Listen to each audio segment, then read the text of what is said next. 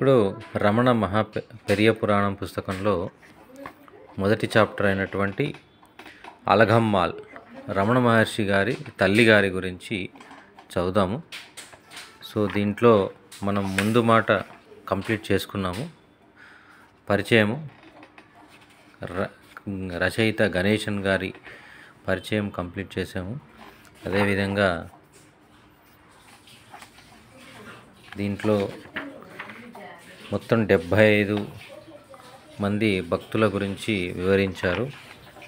So మొదటగా అమ్మ అలఘమ్మాల్, తర్వాత పళనిస్వామి, పెరుమాల్ స్వామి, రామనాథ బ్రహ్మచారి, గంభీరం శేషయ్య, శివప్రకాశం పిల్లై, జగజ్జనని, రత్నమ్మాళ్, మీనాక్షి అమ్మాళ్, దేశూరమ్మాళ్, హెచ్చమ్మాళ్, ముదలియార్ పాటి, Kavyakantha Ganapatimuni, Sadhu Natanananda, Manavasi Ramaswami Iyer, Frank Humphreys, Mastan Swami, Vilacheri Rangaiyer, Sab Jan, TK Sundaresa Iyer, Venkatesa Sastri, Raja Iyer, G Ramaswami Pillai, Kunjuswami, Niranjanananda Swami, BV Narasimhaswami, Suddhananda Bharati, Krishna Bhikshu, Devaraja Mudaliar, Viswanatha Swami, Annamalai Swami, Muruganar, Jagadisa Sastri, దైవారాత,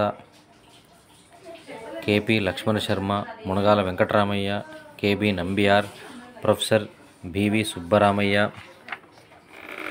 అదేవిధంగా Paul Brunton, major Chadwick, Maurice Frydman, SS Cohen, N Balaramareddiar, ఆశ్రమంలో వంట చేసే స్త్రీలు శాంతమ్మాళ్, Sankarammal, Subbalakshmi Ammal, Sampurna Ammal, Lokammal, TP Ramachandraiyer, Swami Madhavatirtha, Jaganlal V Yogi, professor SR Krishnamurthy Iyer, హాల్లోని పరిచారకులు G Doraiswami Iyer, Sivananda Swami, Ramakrishnaswami, Vaikunthavasar, doctor M Anantha Narayanarao, Sadhu Brahmaniyam, Yogi Ramaiah, doctor MR Krishnamurthy Iyer, doctor Hafiz Syed, sub registrar Narayana Iyer, doctor TN Krishnaswami, Premji Dorabji, HC Khanna, Sivaramareddiar, Janaki Mata, Eleanor Pauline నోయి,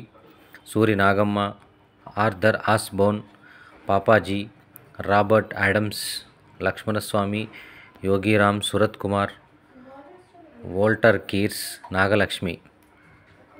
కృతజ్ఞతతో చివరిగా శ్రీ గణేశన్ గారు. సో అయితే ఇందులో మనం మొదటగా